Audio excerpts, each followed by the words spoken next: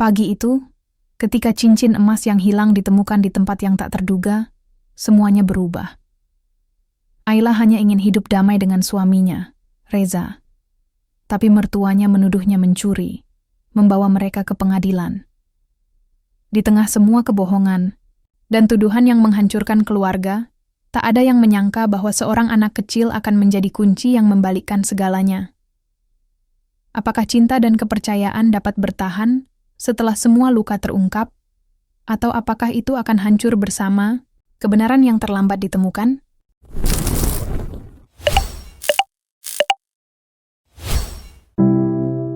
Aku selalu percaya bahwa rumah adalah tempat paling aman di dunia, setidaknya sebelum aku menikah dengan Reza. Pagi itu, matahari belum terlalu tinggi saat aku membuka jendela kamar. Udara segar masuk, tapi hatiku terasa pengap. Aku menatap kamar Naila, anak kami yang masih balita. Dia sedang duduk di lantai, bermain rumah-rumahan dari kardus bekas, lengkap dengan boneka dan perabotan kecil buatan tangannya sendiri. Di kepalanya ada sesuatu yang berkilau, mirip cincin. Tapi aku terlalu sibuk menyelesaikan sarapan untuk memperhatikannya lebih jauh. "Ma, aku lagi jadi putri," serunya sambil tertawa. Aku hanya tersenyum kecil, lalu kembali ke dapur. Memang, sejak menikah, kebahagiaan itu sering datang dari hal-hal kecil, seperti tawa Naila. Kalau hanya mengandalkan kehangatan dari mertua, jangan harap. Bu Sulastri, Ibu Reza, sudah duduk di ruang makan ketika aku meletakkan piring nasi goreng. Matanya menatapku tajam, seperti biasa, seolah setiap gerakanku salah. "Cincin ibu nggak ada," katanya tiba-tiba. Aku berhenti mengaduk teh. "Cincin yang mana, Bu?" "Cincin emas ibu, yang warisan dari ibu-ibu. Ibu simpan di meja rias semalam. Sekarang enggak ada." Dekun Reza baru saja keluar kamar dengan kemeja rapi. Dia menatap ibunya, lalu ke aku. "Kamu lihat, Ai?" Aku menggeleng. "Cepat." "Enggak, aku enggak pernah pegang apapun di kamar ibu." Bu Sulastri menyipitkan mata. "Ya kalau bukan kamu, siapa lagi? Hanya kamu yang keluar masuk rumah ini selain kita." "Aku enggak ambil, Bu," jawabku pelan. "Terserah kamu mau ngaku atau enggak. Tapi kalau sampai nanti enggak ketemu, ibu laporin ke polisi." Aku terdiam. Reza pun. Suasana meja makan yang awalnya hening berubah jadi medan ketegangan. Aku bisa merasakan jantungku berdetak kencang. Di balik tuduhan itu, ada sesuatu yang lebih dalam. Aku tahu, Bu Sulastri memang tak pernah benar-benar menerimaku. Katanya, aku terlalu biasa. Gajiku sebagai penulis lepas tak seberapa. Aku bukan pilihan yang dia inginkan untuk anak sulungnya. Setelah sarapan yang hambar itu, aku masuk ke kamar. Di dalam, aku duduk di sisi tempat tidur sambil mencoba berpikir jernih. Masa sih aku harus dituduh mencuri di rumah sendiri? Aku bahkan belum pernah menyentuh lemari atau meja rias Bu Sulastri. Lagi pula, untuk apa aku ambil cincin emas? Naila masuk sambil menyeret bonekanya. Dia mendekat dan naik ke tempat tidur, memelukku dari belakang. "Ma, sedih ya?" Aku tersenyum pahit dan memeluknya balik. "Mama nggak apa-apa, sayang." "Cincin Putri Ayla hilang ya?" tanyanya pelan. Aku menoleh. "Cincin?" Dia mengangguk, lalu menepuk rumah-rumahan kecilnya. "Tapi Naila punya cincin buat mahkota." Aku ingin bertanya lebih lanjut, tapi kemudian terdengar suara Reza memanggil dari ruang tengah. "Ai, ibu mau ngomong lagi." Aku keluar dengan deg-degan. Di ruang tamu, Bu Sulastri berdiri sambil menggenggam tas tangannya. Aku sudah tanya ke pembantu lama, dia juga nggak tahu. Tapi karena kamu yang paling sering ke kamar ibu. Apapun alasannya, ibu anggap kamu paling mungkin. Kalau besok belum ketemu, ibu lapor polisi. Reza memegang lenganku. "Ai, mungkin kamu nggak sengaja."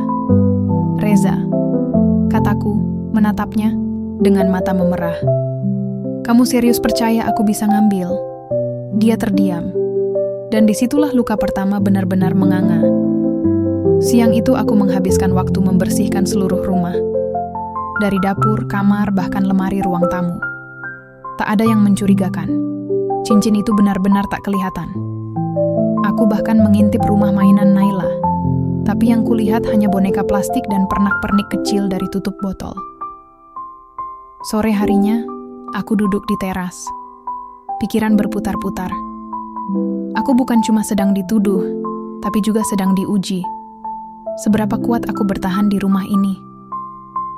Rumah yang katanya penuh berkah, tapi rasanya sempit sekali. Tiba-tiba ponselku berbunyi. Pesan dari adik, iparku. Kak Ayla, ibu bilang kakak yang nyolong cincin. Serius? Gila sih itu. Jadi, tuduhan itu sudah tersebar. Aku menatap layar ponsel dengan perasaan campur aduk. Malu, marah, terhina. Aku belum pernah merasa seperti ini. Dituduh mencuri oleh orang yang seharusnya jadi ibu keduaku. Reza pulang larut malam. Dia masuk ke kamar tanpa banyak bicara. Aku duduk di tempat tidur menunggunya angkat suara. Reza, kamu percaya aku? Dia melepas kemejanya, menghela napas panjang. Aku juga bingung harus percaya siapa. Tapi kita harus cari solusi. Cincinnya nggak mungkin hilang begitu aja. Jadi kamu nggak percaya? Dia menatapku. Aku nggak bilang begitu. Tapi, kamu juga nggak bilang kamu percaya. Dia diam. Dan diamnya lebih menyakitkan dari tuduhan apapun. Malam itu, aku tak bisa tidur. Naila memelukku erat, mungkin karena dia merasakan kegelisahanku. Aku membelai rambutnya, mengamati wajah kecilnya yang begitu damai. Dunia Naila masih sederhana. Tidak ada tuduhan, tidak ada fitnah. Hanya permainan dan imajinasi. Aku memejamkan mata, tapi pikiranku masih berkelana. Kalau aku tidak bisa menemukan cincin itu, apa yang akan terjadi padaku? Dan untuk pertama kalinya, aku merasa rumah ini mungkin bukan tempatku lagi. Sudah 3 hari sejak cincin itu dinyatakan hilang. Tapi rasanya seperti 3 tahun. Setiap langkahku di dalam rumah ini selalu diikuti tatapan curiga. Bahkan suara sendok jatuh pun bisa membuat Bu Sulastri menoleh tajam seolah aku menjatuhkan emas batangan. Pagi ini, aku mencoba bersikap biasa. Menyiapkan sarapan seperti biasa. Menyapu halaman seperti biasa. Tapi dalam hatiku, semuanya tidak biasa. Bahkan aku tidak tahu lagi mana yang lebih menyakitkan, dituduh mencuri atau diperlakukan seperti bukan keluarga. Reza duduk di meja makan sambil membuka laptopnya. Aku taruh segelas teh manis di depannya. Terima kasih, katanya pelan. Kali ini, ia menatapku. Aku ragu-ragu, tapi akhirnya bertanya juga. Kamu yakin ibu yang nyimpen cincin itu di meja rias? Reza mengangguk pelan. Itu yang ibu bilang. Tapi kamu lihat sendiri? Dia terdiam sebentar, lalu menjawab. Enggak. Tapi ibu bilang terakhir kali dia pakai, dia taruh di sana. Aku menghela napas. Berarti bisa aja dia salah taruh atau lupa.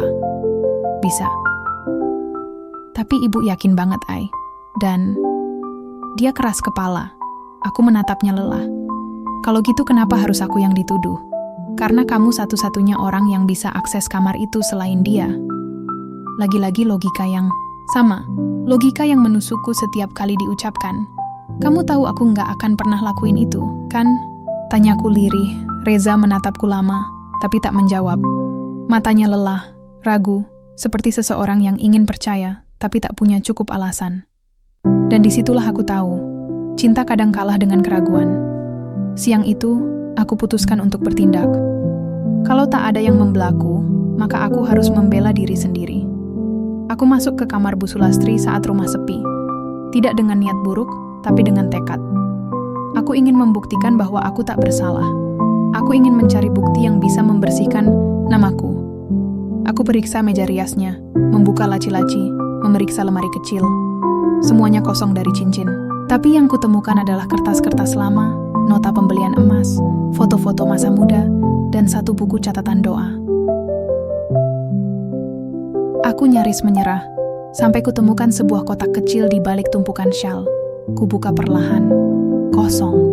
Ngapain kamu di kamar? Ibu? Aku tersentak. Bu Sulastri berdiri di ambang pintu.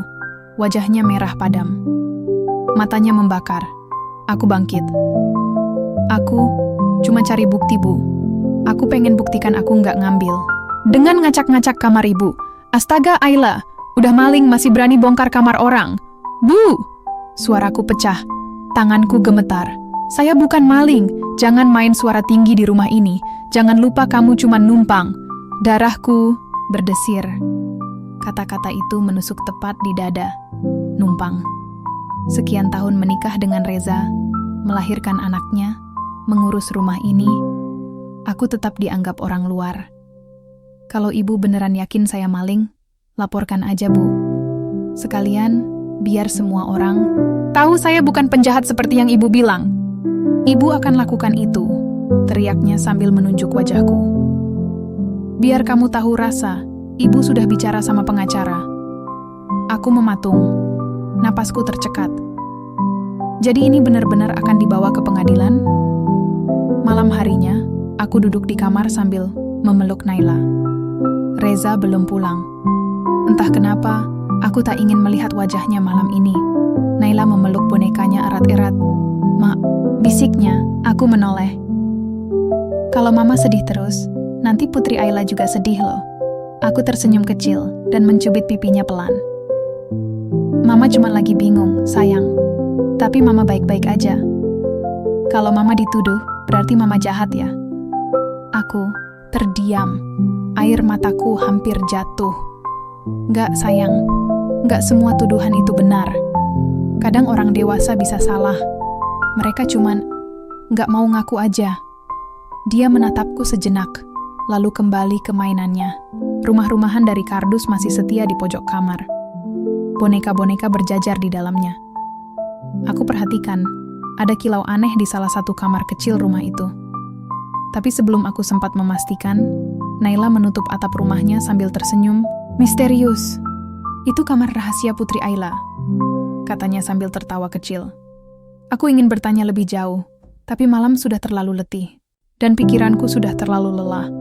Keesokan paginya, surat panggilan mediasi dari pengadilan datang. Aku menatap amplop itu lama, tanganku gemetar saat membukanya. Mediasi keluarga, tuduhan pencurian cincin, nama pelapor, Sulastri, nama tergugat, Ayla. Aku merasa seperti tokoh dalam sinetron murahan, tapi ini nyata, ini hidupku. Reza mencoba bicara malamnya. "Maaf, Ibu terlalu emosi. Tapi kita ikut aja dulu prosesnya, biar jelas semuanya." Aku menatapnya. "Kamu lebih percaya ibu daripada aku ya?" Dia tak menjawab. Dan di sanalah, di balik diam itu, ada satu kata yang tak pernah terucap, tapi sangat jelas. Tidak percaya. Nama baik itu seperti kaca bening. Sekali retak, sebersih apapun kita, orang akan tetap melihat bekasnya. Dan aku baru menyadari betapa berharganya nama baik saat namaku mulai disebut-sebut dengan nada curiga. Awalnya hanya di dalam rumah. Bu Sulastri menatapku seperti penjahat, Reza memilih diam, dan aku harus menelan semua itu sendiri. Tapi seperti gosip yang tumbuh di ladang subur, tuduhan itu cepat menyebar. Pagi itu, saat aku keluar ke warung depan kompleks untuk beli kebutuhan dapur, aku merasa ada yang aneh. Ibu warung yang biasanya ramah, cuma menyapa sekilas tanpa senyum. Beberapa ibu-ibu yang sedang duduk di pos ronda langsung berhenti ngobrol saat aku lewat. Aku mencoba menepis pikiran buruk, sampai aku dengar satu suara pelan dari belakangku. "Makanya jangan terlalu percaya sama orang luar. Udah dikasih tempat tinggal, malah nyolong." Langkahku berhenti. Badanku kaku, rasanya seperti ada batu menimpa dadaku. Aku tahu suara itu. Tetangga sebelah rumah, Bu Erna, teman pengajiannya Bu Sulastri. Aku menahan air mata, pura-pura tak dengar, dan meneruskan langkah sambil membawa 2 bungkus mie instan dan setengah kilo telur. Tapi rasa malu itu menggantung seperti awan gelap di atas kepala. Aku berjalan pulang cepat-cepat, seolah rumah bisa memberiku perlindungan. Padahal aku tahu itu tidak lagi benar. "Bu, kenapa bilang-bilang ke orang?" Tanyaku saat Bu Sulastri sedang menyiram bunga di taman sore harinya. "Ibu nggak bilang-bilang. Cuma cerita ke pengajian, biar didoakan. Lagi pula semua orang harus tahu siapa kamu sebenarnya. Kenapa ibu begitu bencinya sama saya?" Dia menatapku, Bibirnya mengeras. Karena kamu bukan perempuan yang cocok buat Reza. Dia pantas dapat yang lebih baik, yang bisa jaga rumah dan kehormatan keluarga. Aku tertawa kecil, getir. Saya ngurus rumah ini dari pagi sampai malam, jaga cucu ibu, beresin semuanya, tapi masih juga dianggap sampah. Saya nggak bilang kamu sampah, katanya dingin. Tapi ibu juga punya hak menjaga apa yang berharga buat ibu. Termasuk cincin itu. Itu warisan. Dan saya bukan pencuri, kataku tegas.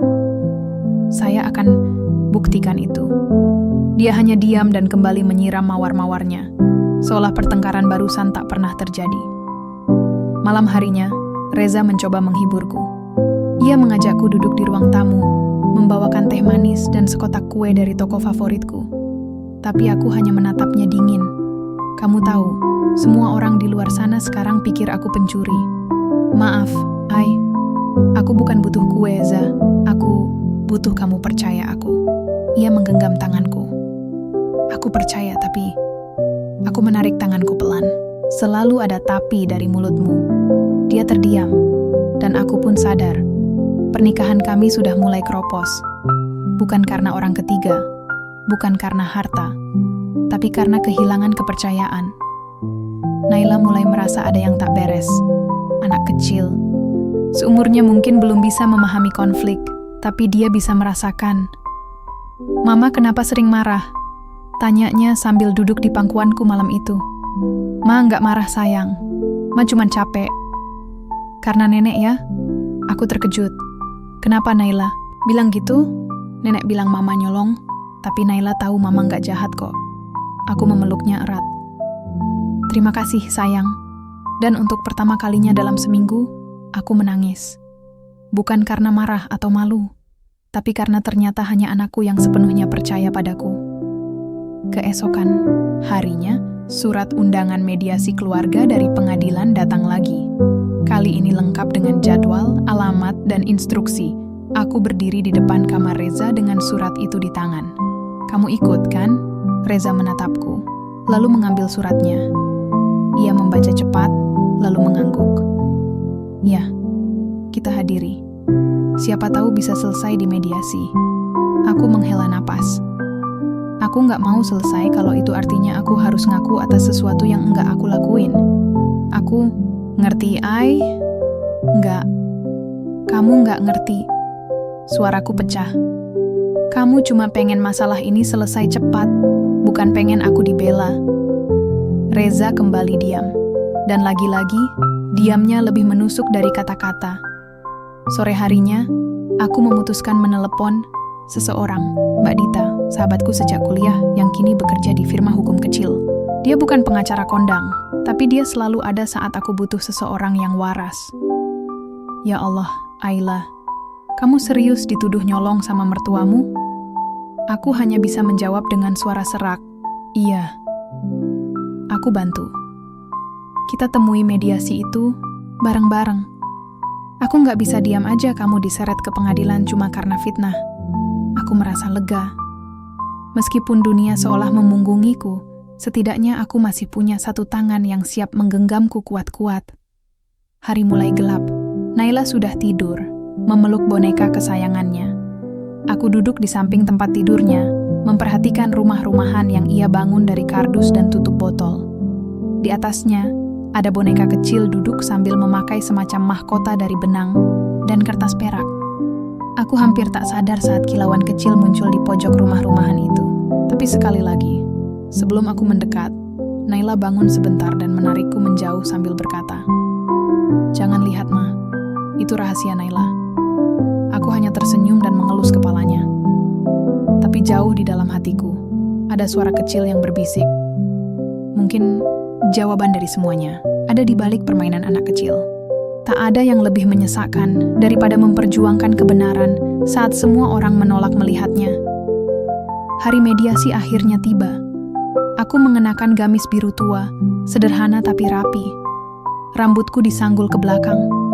Riasan hanya tipis-tipis, sekadar membuat wajahku tak terlalu tampak lelah. Tapi di dalam dada, perasaanku campur aduk. tegang, takut, marah, dan sedikit berharap. Reza duduk di sampingku di mobil, tapi sepanjang perjalanan dia tak banyak bicara. Mungkin dia tahu atau pura-pura tak tahu bahwa jarak di antara kami kini bukan lagi sekadar ruang duduk.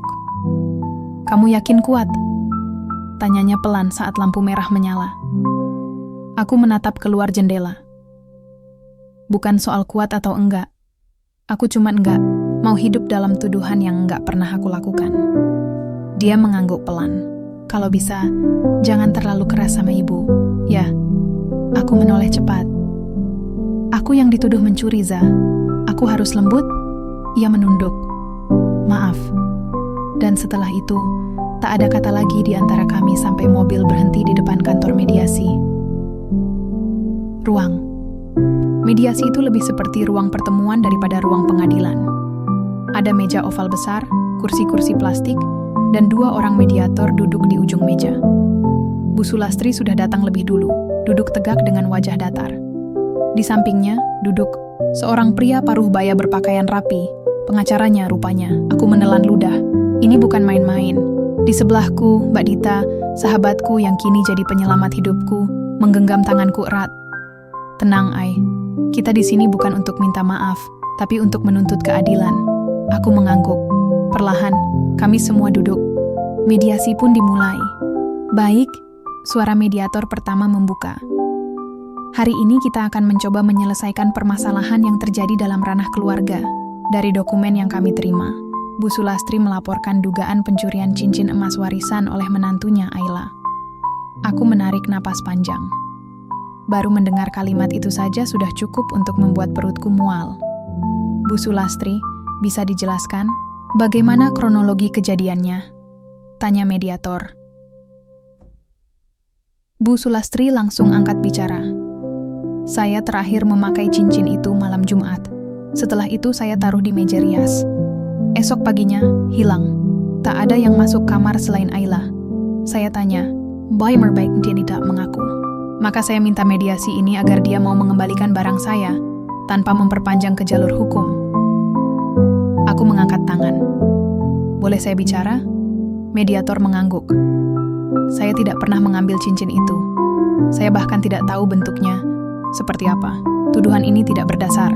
Saya hanya ingin nama saya dibersihkan." Pengacara Bu Sulastri tersenyum tipis. "Apakah Ibu Ayla sadar bahwa tidak ada saksi yang bisa membuktikan Anda tidak mengambilnya?" Aku menatapnya tajam. "Apakah Anda sadar tidak ada saksi yang membuktikan saya mengambilnya?" Mediator melambaikan tangan, mencoba menenangkan suasana. "Mari kita tetap tenang. Tujuan kita di sini adalah menyelesaikan, bukan saling menyudutkan." Reza, yang sedari tadi diam, akhirnya angkat bicara.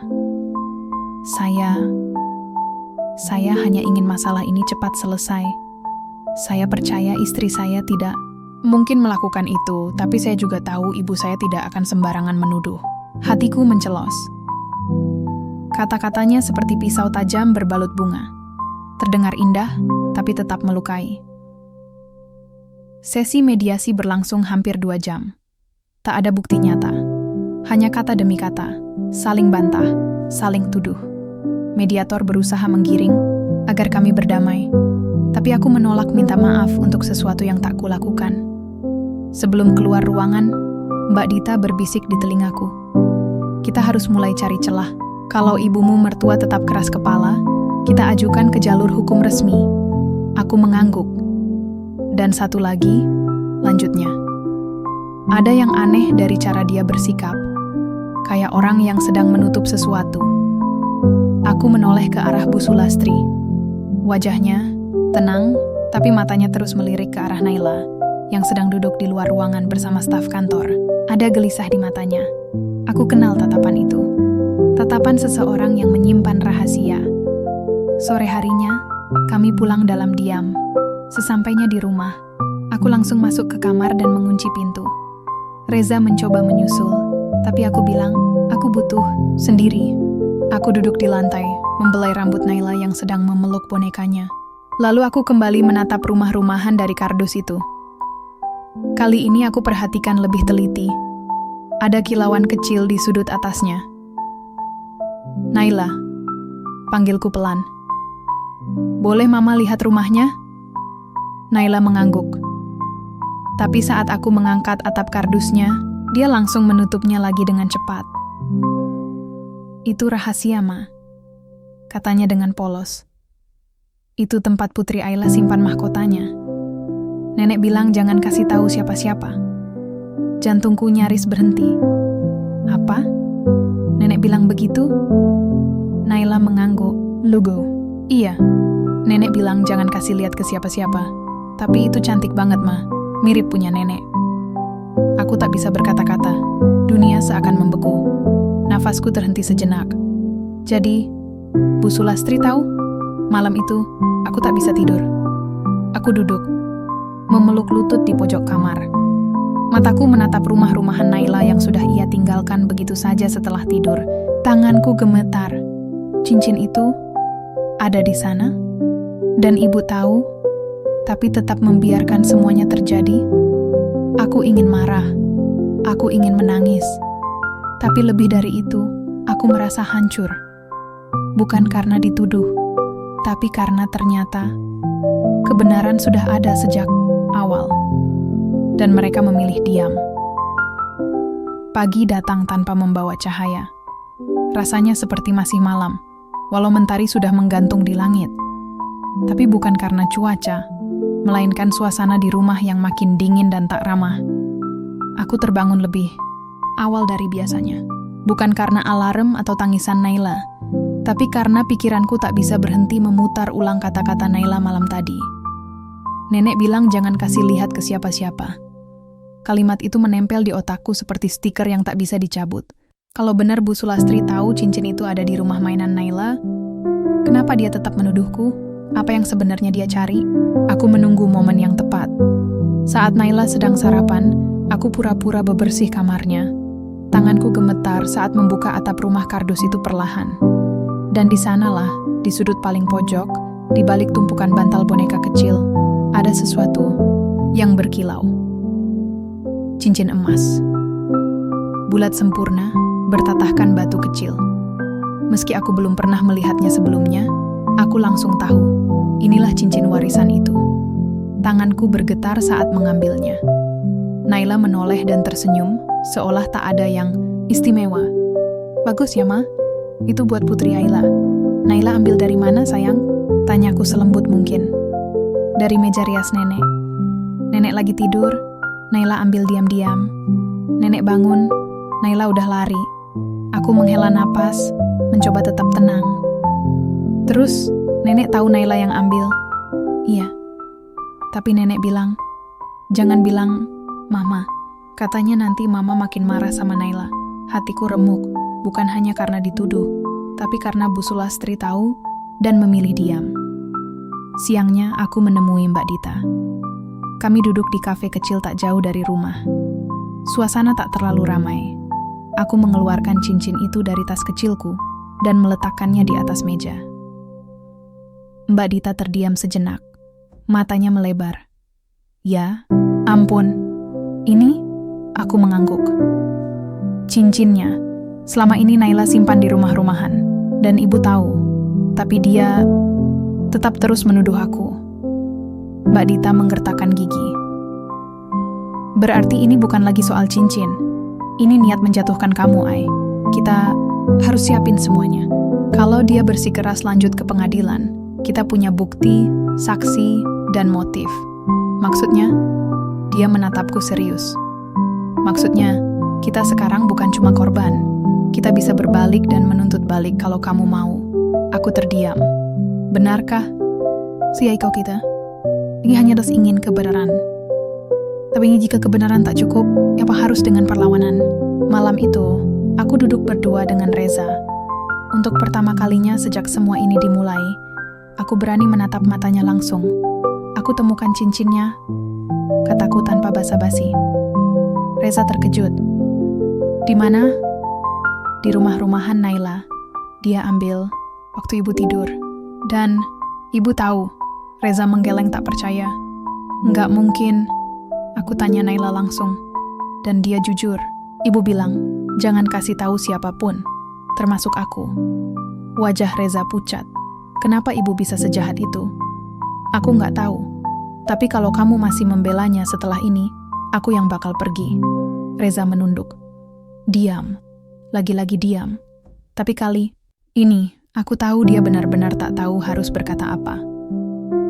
Besoknya, aku dan Mbak Dita membawa bukti ke mediator. Tak langsung dibuka ke publik, tapi dicatat dan disimpan sebagai berkas resmi. Mediator tampak kaget saat melihatnya. Mereka tak bilang banyak, hanya menyuruh kami menunggu jadwal sidang formal, karena mediasi dianggap gagal. Dan aku tak keberatan, karena kali ini, aku tak takut. Sore hari, Bu Sulastri memanggilku ke ruang tamu. Wajahnya tenang, seperti biasa. Tapi aku sudah tahu tenang macam apa itu. Topeng. Aku dengar kamu sudah nemu cincin itu, katanya, dengan senyum tipis yang lebih mirip ejekan. Aku tak menjawab. Hanya menatapnya. Kamu mau apa? Pamer? Mau bikin aku malu? Aku menggeleng. Saya cuma mau nama saya dibersihkan. Tapi sekarang saya tahu, Bu. Ini bukan soal cincin. Ini soal ibu yang gak pernah suka saya ada di rumah ini. Dia menghela, napas. Kamu perempuan yang biasa-biasa saja. Reza bisa dapat yang lebih baik. Tapi dia pilih saya. Dan saya pikir, kalau saya cukup baik untuk dia, saya juga bisa diterima oleh ibunya. Sayangnya kamu salah. Aku menelan ludah. Iya, saya salah. Saya pikir, kalau saya sabar, lama-lama ibu akan berubah. Tapi ternyata, ada orang-orang yang memilih membenci tanpa alasan. Dia berdiri, menatapku. Kamu mau saya ngaku? Salah? Aku berdiri juga. Bukan saya yang minta, nanti pengadilan yang minta. Malamnya, aku meringkuk di kamar, memeluk Naila. Dia tertidur dengan damai, seperti biasa, dan aku menangis pelan. Tapi kali ini, bukan karena sedih, tapi karena lega. Akhirnya aku bisa melihat cahaya dari ujung lorong panjang yang gelap. Sampai hari ini, aku masih nggak nyangka namaku tertulis dalam berkas perkara hukum. Ayla Sasmita, tergugat dalam dugaan pencurian cincin emas warisan. Rasanya absurd. Kalau bukan hidupku sendiri, mungkin aku akan tertawa saat membacanya. Tapi, hari ini bukan cerita lucu. Ini sidang pertama, dan aku harus menghadapinya. Kami sampai di pengadilan pukul 8 pagi. Udara masih segar, tapi suasana dalam hatiku sudah mendung. Reza berjalan di sebelahku. Wajahnya tegang, tapi tetap diam. Kami seperti dua orang asing yang kebetulan berada di medan perang yang sama, tapi membela pihak berbeda. Di luar ruang sidang, Mbak Dita menemuiku. Ia menggenggam tanganku erat. Kita siap, jangan takut. Semua bukti ada sama kita. Jangan lengah, tapi juga jangan meledak. Aku mengangguk. Dalam hati aku ulang-ulang mantra itu. Saya tidak salah. Saya hanya ingin kebenaran. Ruang sidang tidak besar, tapi cukup membuat jantungku berdetak kencang. Di sisi kanan duduk Bu Sulastri, dengan wajah datar dan elegan seperti biasa. Di sebelahnya pengacaranya, yang tampak percaya diri dan tenang. Di sisi kami, aku dan Mbak Dita duduk, sementara Reza memilih duduk di kursi pengunjung. Ia tidak berada di sisiku, dan aku tidak memintanya. Ketika sidang dibuka, suasana menjadi tegang seketika.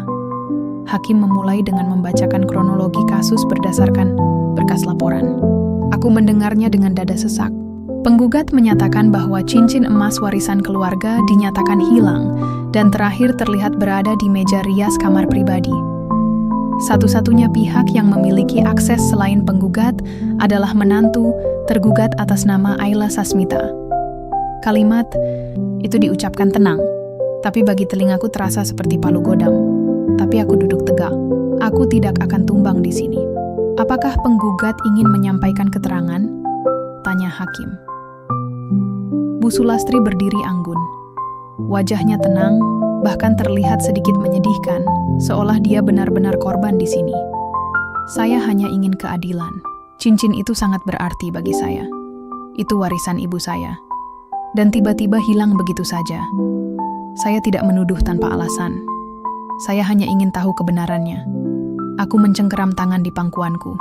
Ia masih bersandiwara, bahkan sampai sejauh ini. Setelah giliran Bu Sulastri, hakim mempersilahkanku bicara. Aku berdiri. Kakiku gemetar, tapi suaraku tetap jelas. Saya bukan pencuri. Saya tidak pernah menyentuh cincin itu. Bahkan saya tidak tahu persis bentuknya seperti apa. Tapi selama berminggu-minggu saya diperlakukan seperti kriminal. Tidak hanya di rumah, tapi juga di lingkungan sekitar. Nama saya rusak karena tuduhan ini. Dan saya ingin nama saya dibersihkan. Hakim mengangguk singkat. Lalu mulai sesi pemeriksaan. Bukti Mbak Dita berdiri dan membuka map merah. Ia mengeluarkan foto cincin, rekaman transkrip pembicaraan Naila, dan pernyataan tertulis dariku dan Naila yang telah diketik rapi dan ditandatangani. Yang mulia, kata Mbak Dita. Cincin yang dimaksud ditemukan di rumah mainan anak klien saya, Naila, yang berusia 5 tahun. Anak tersebut mengaku mengambil cincin itu diam-diam karena menganggapnya sebagai mahkota putri, lalu menyimpannya di rumah-rumahan. Namun, yang paling penting, anak ini juga mengaku bahwa neneknya, yaitu penggugat, mengetahui hal tersebut, bahkan memberi pesan untuk tidak memberitahu siapapun. Ruangan mendadak sunyi. Hakim tampak terkejut. Pengacara Bu Sulastri mulai terlihat gelisah. Aku mencuri pandang ke arah Reza. Dia pucat. Bu Sulastri tetap tenang, tapi aku bisa melihat dagunya mulai bergetar halus. Apakah ada bukti bahwa penggugat mengetahui hal ini? Tanya hakim. Mbak Dita menampilkan satu rekaman suara dari Naila yang berbicara kepadaku. Nenek bilang jangan kasih tahu siapa-siapa, Ma. Nanti Mama marah. Hakim mengetuk meja ringan. Kami akan memverifikasi ini lebih lanjut, tapi bukti ini cukup signifikan. Sidang ditunda sementara untuk pemeriksaan lebih lanjut. Setelah sidang ditutup, semua orang mulai keluar dari ruangan. Tapi aku tetap duduk. Rasanya lututku masih lemas. Di belakangku, Reza mendekat. Ayla, aku tidak menoleh. Kenapa kamu nggak bilang soal cincin itu lebih awal? Aku berbalik perlahan. Karena aku juga baru tahu. Dan tahu nggak yang lebih menyakitkan? Anak kita tahu lebih dulu daripada kamu. Dia terdiam. Untuk pertama kalinya, aku melihat penyesalan nyata di matanya. Aku salah. Aku tahu. Bukan cuma salah, Za. Kamu diam waktu aku dibantai. Waktu semua orang percaya aku pencuri, kamu diam. Dan sekarang kamu bilang maaf? Dia tertunduk. Aku cuma pengen tahu. Lanjutku pelan. Kalau Naila nggak ngomong, kamu akan tetap diam, ya? Reza tak menjawab. Dan untuk pertama kalinya sejak pernikahan kami, aku merasa tidak hanya sendirian, tapi juga terluka oleh orang yang seharusnya melindungiku. Malam harinya, Bu Sulastri mengetuk kamarku. Aku membukakan pintu, berdiri diam, menatap wajahnya. Dia tak langsung bicara, hanya menatapku dengan mata yang berbeda, bukan marah, bukan benci, tapi takut. Ayla, katanya pelan, kamu bisa aja laporin saya balik. Tapi, saya mohon, jangan buat ini makin buruk. Aku mematung. Kamu tahu cincin itu berarti buat saya. Saya, khilaf. Saya cuma terlalu takut kehilangan kontrol di rumah ini. Aku menahan air mata. Tapi bukan karena iba, karena akhirnya semua alasan muncul. Dan semuanya egois. Ibu bukan takut kehilangan cincin.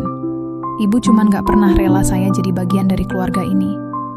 Dia tak menyangkal, dan aku pun sadar, ada orang-orang yang tak butuh alasan untuk membenci mereka. Mereka hanya butuh kesempatan. Aku ingin melupakan segalanya, menghentikan pertempuran ini, berjalan keluar dari ruang sidang, dan menganggap semua yang terjadi hanyalah mimpi buruk. Tapi kenyataan tidak seperti itu. Setelah sidang pertama, semuanya semakin terasa nyata. Dan setiap malam, saat aku berbaring di tempat tidur, aku teringat satu hal. Aku dan Reza tidak akan pernah bisa kembali seperti dulu. Tidak pernah lagi. Hari berikutnya, aku kembali ke rumah orang tuaku. Mungkin bukan solusi terbaik, tapi saat itu, rumah orang tuaku adalah satu-satunya tempat yang aku rasa bisa memberi sedikit ketenangan. Mbak Dita ikut mengantar, membantuku membawa barang-barang. Aku masih belum bisa berkata sepatah kata pun ke Reza sejak hari sidang. Dia mencoba menghubungiku lewat pesan, tapi aku hanya membalas dengan singkat. Nanti kita bicara. Setiap kali melihat pesan dari Reza, dadaku terasa sesak. Aku ingin menjawab, ingin mengatakan bahwa aku ingin berjuang. Tapi kenapa rasanya seperti aku yang harus berjuang sendirian? Lagi dan lagi. Sesampainya di rumah, ibu langsung menyambutku dengan pelukan hangat. Anakku, kenapa kamu ngelakuin ini semua? Kenapa nggak bilang dari awal? Aku tak bisa menahan air mata lagi. Ibu, aku nggak tahu harus gimana lagi. Aku nggak bisa menang kalau semuanya terus diperlakukan seperti ini. Ibu duduk di sampingku, menepuk punggungku dengan lembut. Kamu udah cukup sabar, Ayla. Tapi mungkin sekarang kamu perlu berpikir, kalau kamu nggak bisa terus-terusan jadi orang yang sabar saja, ada saatnya kamu harus ngambil keputusan buat dirimu sendiri. Aku menunduk. Tapi kalau aku ngelawan, aku takut semua hubungan keluarga ini hancur. Ibu mengelus rambutku. Tapi kalau kamu diam, hidupmu akan hancur, Ayla. Kamu bukan hanya berjuang untuk diri kamu sendiri, tapi untuk kebenaran. Malam itu, aku memutuskan untuk menghubungi Reza. Suaranya di telepon terdengar serak. Aku tahu dia juga lelah, tapi sepertinya lebih lelah daripada aku. Ayla, aku minta maaf. Aku sadar aku udah nyakitin kamu. Aku nggak bisa ngerti kenapa ibu kamu bisa kayak gini, tapi aku juga salah karena nggak ada di samping kamu waktu kamu butuh aku. Aku udah coba kuat, Za. Tapi bukan cuman ibu kamu yang bikin aku merasa sendiri. Kamu juga. Jangan bilang kayak gitu. Aku nggak tahu kalau kamu merasa kayak gitu. Aku nggak bisa terus-terusan jadi orang yang kamu perlakukan. Seperti ini, Reza. Aku nggak bisa terus-terusan mempertahankan hubungan yang satu arah. Di seberang sana, aku mendengar hembusan napas panjang.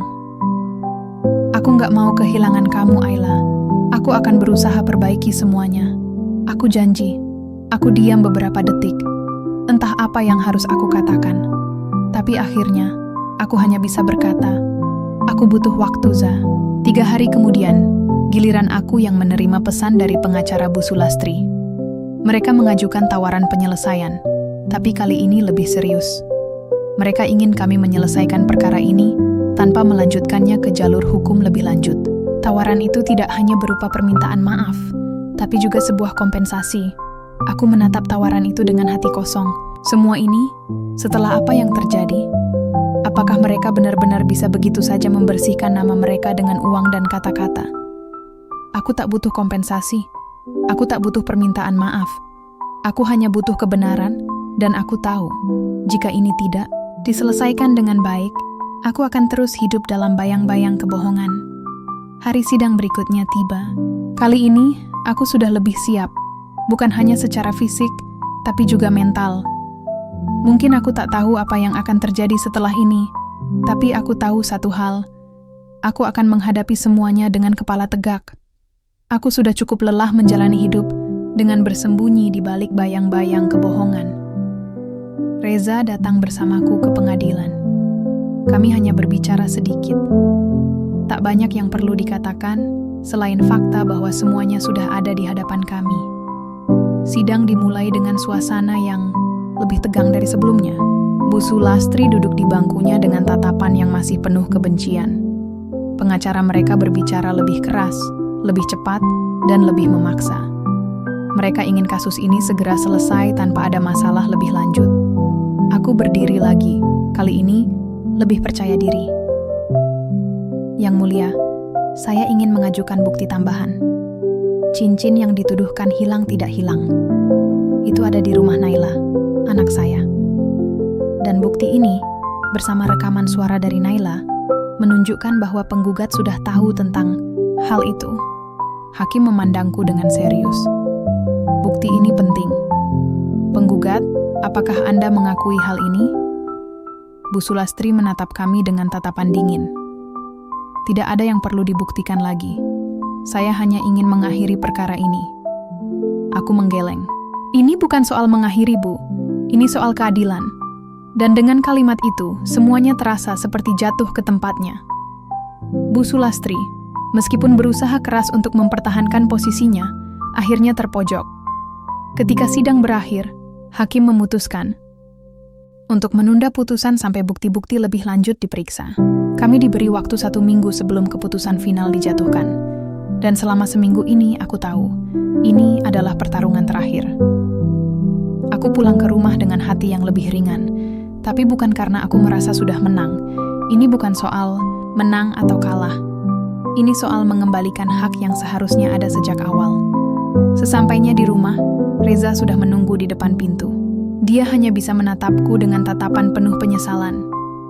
Ayla, aku tahu aku salah, tapi aku nggak bisa hidup tanpamu. Aku menatapnya tanpa berkata apa-apa. Ini bukan lagi tentang dia. Ini tentang aku. Tentang siapa aku dalam hidupku sendiri. Hari keputusan itu tiba. Senin pagi, tak ada yang terasa lebih berat daripada ini. Aku sudah melewati banyak hal, perasaan terpojok, cemas, bahkan marah. Tapi hari ini, semuanya akan berakhir. Entah dengan cara yang baik atau buruk, hari ini adalah titik balik yang sudah kutunggu-tunggu. Aku menghela napas dalam-dalam sebelum memasuki ruang sidang. Reza ada di sampingku, tapi aku merasa seperti dia berada di dunia yang berbeda. Matanya tampak lelah, dan meski dia berdiri di sampingku, aku merasa seperti terpisah oleh jurang yang dalam. Mbak Dita juga sudah ada di sana, dengan tampilan profesionalnya yang selalu memberi rasa percaya diri. Kami berdiri di ruang tunggu, menunggu sidang dimulai. Kali ini, aku merasa lebih siap. Aku sudah melihat cukup banyak untuk tahu bahwa aku tidak akan membiarkan kebohongan ini terus berlanjut. Sidang dimulai tepat pukul 9 pagi. Suasana di ruang sidang terasa lebih hening dari biasanya. Mungkin karena ini adalah saat penentuan. Hakim membuka sidang dengan membaca ringkasan kasus yang sudah kami semua ketahui.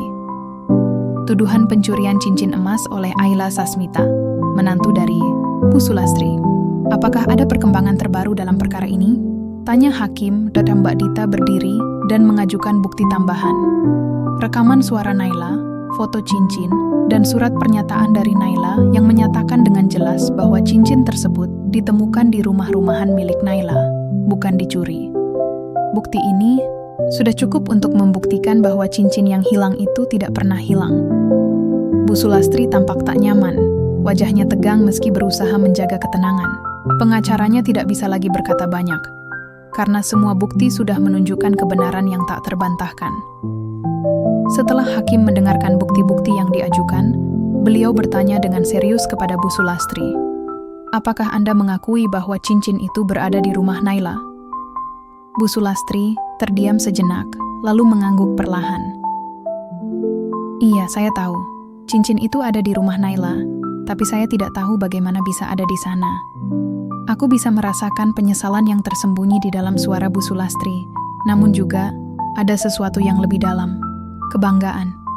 Sebuah kebanggaan yang ingin dia pertahankan meski sudah terpojok. Hakim melanjutkan dengan pertanyaan yang lebih tajam. "Namun, kenapa Anda tetap melanjutkan tuduhan terhadap tergugat, meskipun Anda tahu bahwa cincin itu ada di tempat lain?" Jawaban Bu Sulastri datang dengan suara yang lebih pelan, seperti menyembunyikan rasa bersalah yang akhirnya muncul. Saya hanya ingin melindungi keluarga saya. Saya takut jika Ayla terus berada di sini, saya akan kehilangan segalanya. Saya takut Reza akan lebih memilihnya daripada saya." Suasana hening sejenak. Aku merasa sakit mendengarnya, bukan karena aku marah, tapi karena Bu Sulastri sudah terlalu lama hidup dalam ketakutan dan kebencian yang memakan dirinya sendiri. Ketakutan yang akhirnya mengorbankan orang lain, termasuk aku.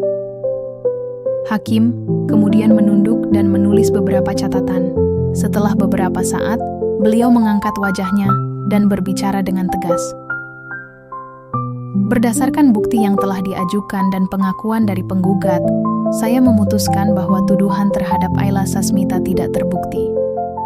Semua tuduhan pencurian cincin emas yang dilayangkan kepada tergugat dianggap tidak sah, dan tuduhan tersebut harus dicabut. Saya juga memerintahkan agar keluarga ini melakukan mediasi untuk menyelesaikan perselisihan di antara mereka."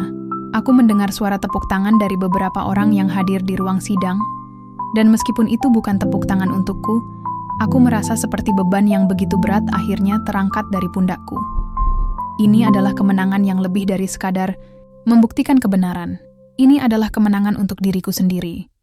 Setelah sidang berakhir, aku keluar dari ruang sidang dengan langkah yang lebih ringan. Reza mengikuti di belakangku, tetapi kali ini aku tidak merasa ingin berbicara. Aku butuh waktu untuk mencerna semuanya, untuk berpikir tentang apa yang akan terjadi selanjutnya. Di luar gedung pengadilan, udara terasa lebih segar dari sebelumnya. Seperti ada ruang untuk bernapas lagi, setelah berbulan-bulan terjebak dalam kebohongan dan ketidakpastian. Reza berjalan mendekat, tetapi aku menghentikannya dengan pandangan. Za, aku tahu kamu merasa bersalah, tapi aku nggak bisa terus terjebak di sini. Kita butuh waktu untuk pikirin semuanya. Aku butuh waktu sendiri. Reza terdiam, menundukkan kepala. Ayla, aku janji aku akan berusaha berubah. Aku ingin kita bersama lagi. Aku nggak mau kehilangan kamu. Aku menatapnya. Hatiku masih terikat pada cinta yang dulu, tetapi ada begitu banyak luka yang harus disembuhkan. Aku juga nggak mau kehilangan kamu, Za. Tapi aku nggak bisa terus berjuang sendirian. Kita harus sama-sama berjuang untuk ini. Reza mengangguk pelan. Aku tahu dia tidak akan menyerah, tapi aku juga tahu bahwa perbaikan ini butuh waktu. Dan itu bukan keputusan yang bisa diselesaikan dalam sekejap. Malam itu, aku duduk di kamarku, menatap keluar jendela. Luar biasa rasanya bisa merasa tenang setelah sekian lama hidup dalam ketegangan. Tetapi ada satu hal yang aku tahu. Semua yang terjadi ini, semua yang aku hadapi, adalah bagian dari perjalanan hidupku yang tak akan pernah bisa dilupakan. Aku bukan lagi Ayla yang dulu. Aku bukan lagi perempuan yang pasrah menerima keadaan. Aku telah belajar untuk berjuang. Untuk diri sendiri, untuk keluarga, dan untuk kebenaran. Mungkin perjalanan ini belum selesai. Tapi aku tahu, ini adalah titik awal dari hidup yang lebih baik. Pagi itu, aku terbangun dengan perasaan yang berbeda. Sesuatu yang sebelumnya terasa berat dan tak terelakkan kini terasa lebih ringan. Mungkin ini yang disebut dengan kelegaan. Meski perasaan itu tidak sepenuhnya menenangkan jiwaku, setidaknya aku tahu bahwa aku telah melewati salah satu tantangan terbesar dalam hidupku. Aku membuka jendela kamar dan membiarkan angin pagi menyentuh wajahku. Suasana pagi di rumah orang tuaku terasa damai. Ibu sudah menyiapkan sarapan, seperti biasa. Kehangatan rumah ini memberi rasa nyaman yang selama ini aku cari. Kadang, aku merasa seperti aku sudah terlalu lama terperangkap dalam dunia yang penuh dengan kebohongan, hingga melupakan bagaimana rasanya menjadi diri sendiri lagi. Aku duduk di meja makan, menyendok nasi, dan menatap ibu yang sedang sibuk di dapur. Ibu tahu persis kalau aku butuh lebih dari sekedar kata-kata. Aku butuh waktu. Ayla, kamu baik-baik saja? Tanya ibu, sambil meletakkan secangkir teh di depanku. Aku mengangguk. Iya, Bu. Aku cuma butuh waktu untuk mencerna semuanya. Ibu duduk di seberang meja, menatapku dengan mata penuh pengertian. Kadang, Ayla, hidup memang enggak sesuai rencana. Tapi yang penting adalah kamu tetap berjalan, meskipun jalannya berat. Aku tersenyum tipis. Aku cuma nggak tahu apa yang harus aku lakukan setelah ini, Bu. Proses hukum udah selesai, tapi ada lebih banyak yang harus kamu hadapi di luar sana, bukan? Ibu menyela dengan lembut. Aku mengangguk. Ya. Hubungan aku dengan Reza, aku nggak yakin bisa kembali seperti dulu. Semua yang terjadi terlalu banyak untuk dipulihkan dalam semalam. Ibu menghela napas. Kadang kita butuh waktu untuk menemukan jalan kembali. Tapi kalau kamu merasa itu bisa diperbaiki, kamu harus berusaha, Ayla. Aku memandangi ibu dengan mata yang penuh pertanyaan. Apa yang harus aku lakukan jika aku nggak yakin lagi? Ibu tersenyum dengan bijaksana. Tanya hatimu, Ayla. Jangan terjebak dalam ketakutan atau kemarahan. Cobalah untuk memaafkan, untuk dirimu sendiri, lebih dulu. Hari-hari setelah sidang menjadi hari-hari yang penuh dengan perenungan. Aku menghabiskan waktu lebih banyak di rumah orang tuaku, merenungkan kembali keputusan-keputusan yang telah kutempuh. Reza menghubungiku berkali-kali, tapi aku belum siap untuk bertemu dengannya. Aku merasa ada sesuatu yang masih harus diperbaiki, tapi aku juga tidak tahu harus mulai dari mana. Sampai akhirnya, suatu sore, teleponku berdering. Itu adalah pesan dari Reza. "Ayla, aku tahu kamu butuh waktu, tapi aku ingin kamu tahu. Aku siap untuk menunggu. Aku ingin memperbaiki semuanya. Kalau kamu siap, aku ingin bicara. Aku tidak tahu harus merespons apa. Ada sebagian dari diriku yang ingin langsung menemui Reza, memberi kesempatan untuk memperbaiki semuanya. Tapi ada juga bagian dari diriku yang masih terluka, yang merasa takut untuk kembali membuka hati. Hari berikutnya, aku memutuskan untuk menemui Reza. Meskipun hatiku masih ragu, aku merasa kalau aku tidak bisa terus menghindar. Kami bertemu di sebuah kafe kecil, tempat yang selalu kami kunjungi saat masih banyak waktu untuk berbicara tanpa beban. Reza duduk menungguku di sudut kafe, dengan wajah yang tampak lebih kurus dan pucat. Dia sepertinya sudah tidak tidur nyenyak sejak sidang terakhir. Ketika matanya bertemu dengan mataku, aku bisa melihat kelelahan dan penyesalan yang begitu nyata. "Ayla," suaranya terdengar parau. "Aku tahu aku nggak punya hak untuk meminta maaf atau berharap kamu bisa memaafkan aku. Tapi aku ingin kamu tahu bahwa aku sangat menyesal.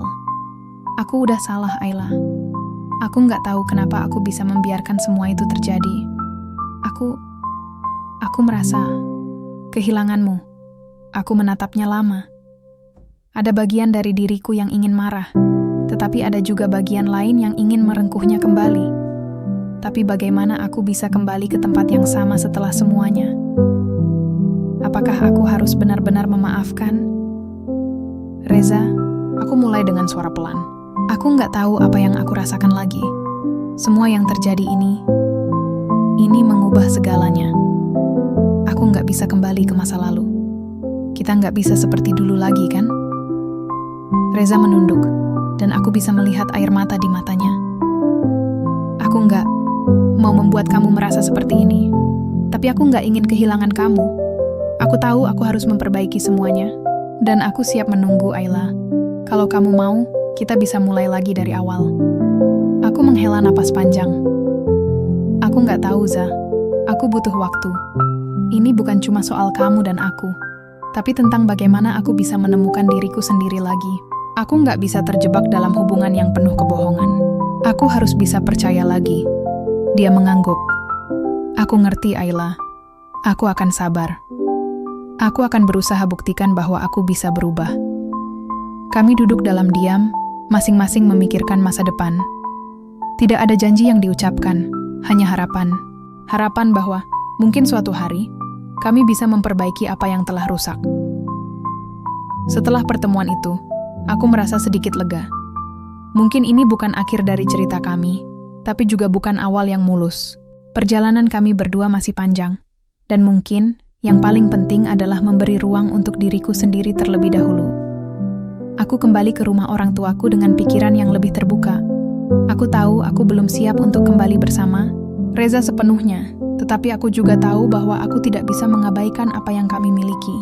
Untuk pertama kalinya, aku merasa seperti aku memegang kendali atas hidupku, tanpa dibayangi oleh ketakutan atau kebohongan. Sementara itu, di luar sana, Bu Sulastri masih berjuang dengan kesendiriannya. Meskipun aku tidak tahu apa yang akan terjadi antara dia dan keluarga kami, aku berharap suatu hari dia bisa menemukan kedamaian dalam dirinya sendiri. Keluargaku dan juga Reza akan selalu menjadi bagian dari diriku, tapi aku tahu bahwa sekarang aku harus belajar untuk melepaskan hal-hal yang tidak bisa aku ubah. Aku duduk di balkon rumah orang tuaku, menatap langit senja yang mulai gelap. Hidupku belum sempurna, tapi aku tahu satu hal. Aku siap untuk menjalani hidupku dengan cara yang baru.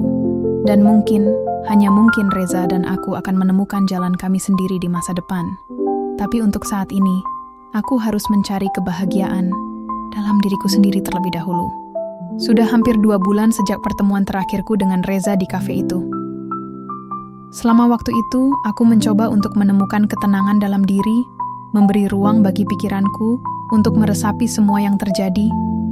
Aku tidak lagi terburu-buru untuk membuat keputusan atau mengubah keadaan.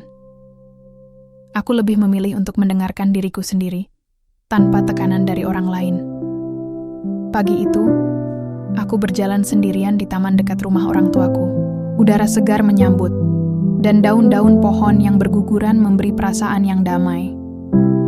Aku sering datang ke sini untuk merenung, menjernihkan pikiran setelah semua yang terjadi. Aku mengingat kembali hari-hari sulit itu, pertengkaran dengan Bu Sulastri, tuduhan yang melayang tanpa alasan yang jelas, perjalanan panjang yang penuh dengan kebohongan, dan bagaimana aku akhirnya menemukan kebenaran.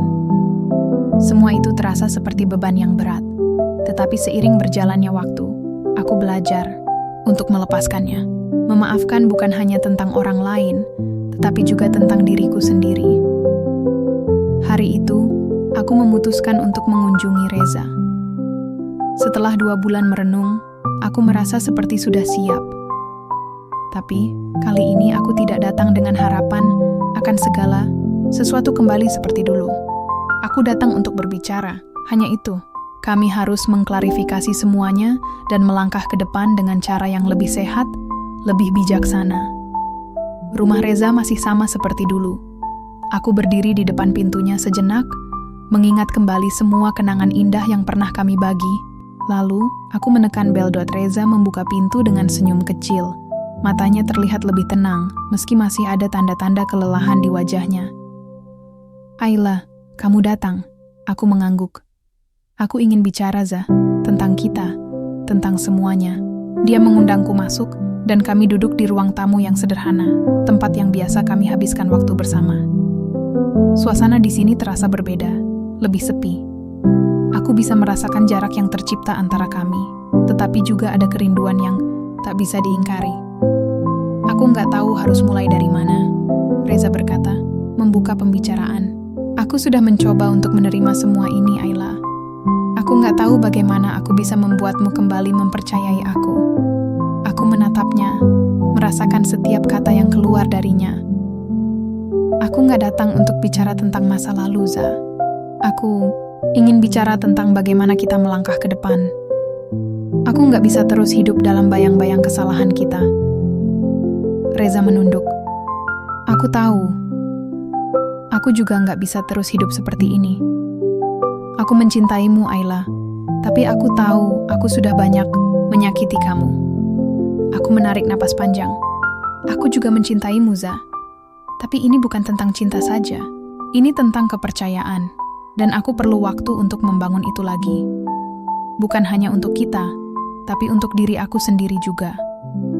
Reza menatapku dengan mata penuh harapan, tapi kali ini aku merasa lebih kuat.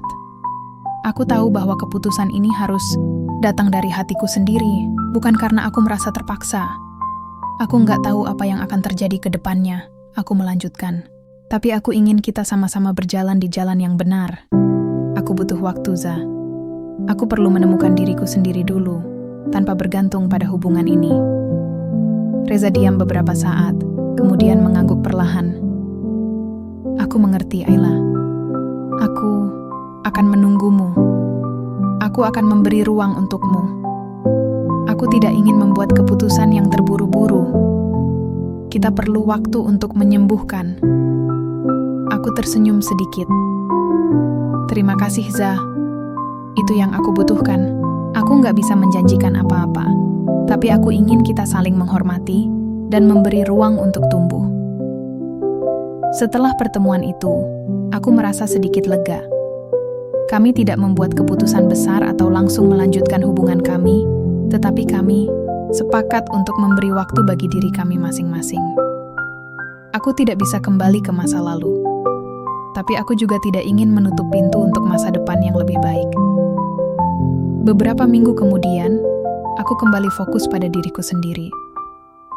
Aku memutuskan untuk kembali bekerja, menekuni karir yang sempat tertunda karena semua drama keluarga ini. Aku juga mulai lebih banyak menghabiskan waktu bersama teman-teman lama, hal-hal yang membuatku merasa hidup lagi. Reza dan aku tetap saling berkomunikasi, tetapi kami tidak terburu-buru. Kami berdua sadar bahwa kami harus menyelesaikan masalah-masalah pribadi kami terlebih dahulu. Dia memulai terapi untuk mengatasi masalah dengan ibunya, Sementara aku mulai menjalani sesi konseling untuk membantuku menyembuhkan luka batin yang ditinggalkan oleh konflik keluarga. Aku tahu, kadang hidup tidak berjalan seperti yang kita harapkan. Ada banyak hal yang harus diperbaiki, dan itu membutuhkan waktu. Tetapi satu hal yang aku pelajari adalah bahwa kebahagiaan sejati datang dari dalam diri sendiri, bukan dari hubungan atau orang lain. Suatu sore, beberapa bulan setelah itu, aku duduk di balkon rumah orang tuaku, menikmati senja yang indah. Aku merasa tenang. Tidak ada lagi kebohongan. Tidak ada lagi ketakutan akan kehilangan. Aku mulai bisa menerima segala hal yang terjadi dengan lapang dada. Reza mengirim pesan, menanyakan apakah aku ingin bertemu untuk makan malam-malam ini. Aku tersenyum. Mungkin, akhirnya, kami akan menemukan jalan kami lagi, tapi dengan cara yang lebih matang. Aku menjawab pesan itu dengan sederhana. Iya, aku ingin bertemu. Tapi kali ini, kita berjalan bersama, bukan hanya berdiri di tempat yang sama. Aku tahu, apapun yang terjadi, aku sudah memulai perjalanan untuk menemukan diriku yang lebih baik. Dan jika nanti ada tempat untuk Reza di hidupku, kami akan berjalan bersama dengan langkah yang lebih pasti dan kuat.